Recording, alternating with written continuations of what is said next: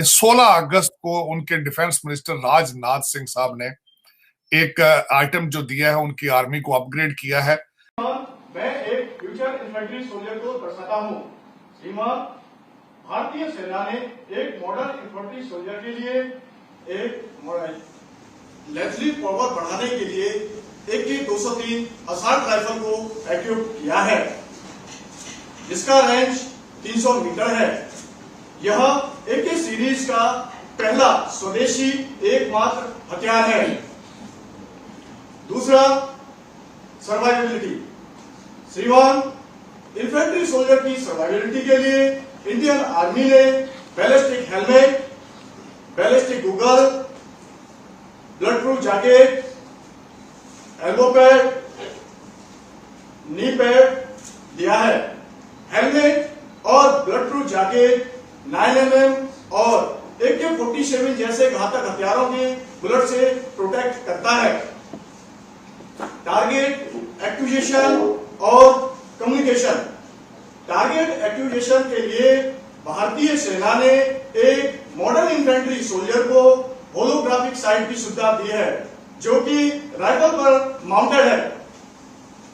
इसका range 200 metre है। रात के समय देखने और दुश्मन को अंगेज करने के लिए भारतीय सेना ने एक मॉडर्न इन्फेंट्री सोल्जर को नाइट सुविधा दी गई है, जो कि हेलमेट पर माउंटेड है। इस साइट को एक मॉडर्न इन्फेंट्री सोल्जर अपनी सुविधा के अनुसार देख सकता है, बदली कर सकता है।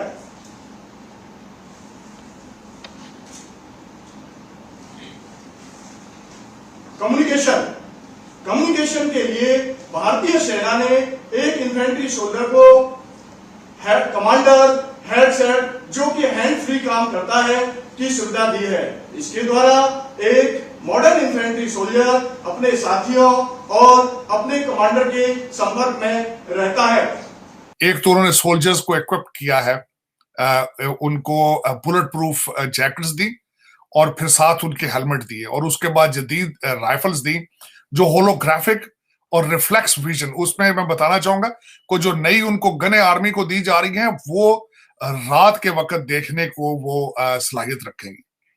और उसके बाद जो उससे बड़ी बात, जो कम्युनिकेशन उन्होंने जो सबसे बड़ी जो इंप्रूव की है कि उनका हर सोल्जर जो होगा उसको रियल टाइम डाटा मुयसर होगा, regardless wherever he is. और उसके बाद वो कैपेसिटी रखते हैं कि इन सारे सिस्टम्स को, जो कि खासकर उसमें उन्होंने नई बारूदी सुरंगें जो है वो भी, निपन उसका नाम रखा है, वो भी उन्होंने दी है। और उसके बाद वो इसको टाइमली और ऐसा सिस्टम उन्होंने क्रिएट किया है कि इस सिस्टम को वो जब चाहेंगे अपग्रेड करने की सलाहियत रखते हैं। अब मैं ये बताना चाहूंगा कि इस वक्त पूरी दुनिया में ट्रेंड क्या चल रहा है। पूरी दुनिया में ट्रेंड ये चल रहा है इस वक्त नंबर ऑफ सोल्जर्स पे तवज्जो नहीं दी जा रही। नंबर ऑफ सोल्जर्स, जब आपकी लार्जर आर्मी होती है, जिस तरह की भारत की आर्मी जो है वो तकरीबन 12,29,000 उनके फौजी हैं। अब सबसे बड़ा प्रेशर ये आता है कि उन फौजियों को तनख्वाहें देनी होती है, उनकी पेंशन्स, उनकी मराहत जो उनकी उनको दी जाती है मराहत, उस पर पैसा बड़ा खर्च आता है। अब इस वक्त दुनिया में ट्रेंड ये है कि फौजें कम की जाए, लेकिन उन पर टेक्नोलॉजी पे जोर दिया जाए, उनको अच्छे तरीके से इक्विप किया जाए। इस वक्त अगर 12,29,000 नंबर्स देखे जाए तो इस वक्त तकरीबन उनके 97,000 पोजीशनें खाली हैं इंडियन आर्मी में। उनकी एवरेज है कि तकरीबन 60,000 फौजी पर साल वो भर्ती करते हैं, लेकिन ये कि इस साल ये कोविड की वजह से और दूसरी चीजों की वजह से लोगों का इंटरेस्ट प्राइवेट सेक्टर में ज्यादा होना, बिजनेस में ज्यादा इंटरेस्ट होना, तो आर्मी में उनका इंटरेस्ट कम होता जा रहा है। अब इस वक्त जो बिलखसूस मेरी जो तवज्जो इस बात पे थी कि जब वो अपने आप को इक्विप कर रहे हैं अगेंस्ट चाइना, लेकिन जब चाइना के खिलाफ वो अपने आप को इक्विप कर रहे हैं, तो अल्टीमेटली डायरेक्टली उनकी जो थ्रेट है वो दूसरी पाकिस्तान की तरफ भी है। उनके एक जनरल हौडा है जो 16 अगस्त को जो उनके डिफेंस मिनिस्टर साहब ने जब ये सारी चीजें हैंड ओवर की, तो उस सारे प्रोसेस का इंचार्ज, उस इवेंट के इंचार्ज थे जनरल हौडा, और उन्होंने चाइना के साथ पाकिस्तान का भी नाम मेंशन किया है कि ना सिर्फ our soldier and army will be well equipped against China, but वो will be well equipped against Pakistan as well.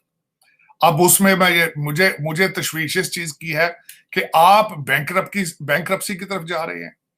आप करप्शन में, लूट मार में बिजी हैं, आप अपने इस्लामाबाद के अंदर मुजरों में बिजी हैं, आपके इस्लामाबाद, आपके लाहौर में आपका एक जो है वो इस्लामिक रेवोल्यूशन लाना चाहता है, वो कहता है ये सियासत नहीं, मैं जिहाद कर रहा हूं। और दूसरी तरफ ये है कि आपका अपनी आर्मी की तरफ बिल्कुल तवज्जो नहीं है, उनकी इक्विपमेंट, उनकी टेक्नोलॉजी, रीजनल वो किस तरीके से अगर कॉन्फ्लिक्ट होगा, ये चीजें होंगी तो उसको काउंटर किस तरह करेंगे, ये मेरी समझ से बाहर है कि इसको एड्रेस कौन करेगा, ये किसकी जिम्मेदारी है। इस वक्त मेरी नजर में वैसे भी आपकी स्टेट जो है, state of Pakistan, cruise control पे है, लॉ एंड ऑर्डर के हालात वहां बिल्कुल ना होने के बराबर है। और उसकी वजह यह है कि आपकी इस वक्त जो फेडरल गवर्नमेंट है वो सिर्फ 25 मील रेडियस के अंदर अंदर है।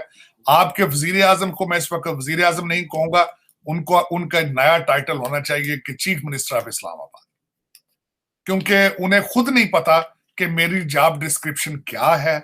इस वक्त वो अभी तक सैलाब या दूसरी चीजों में जूते पहनकर चले जाते हैं, उनको ये नहीं पता कि वो ये वजीर आला का टाइटल होता है या जॉब डिस्क्रिप्शन होता है।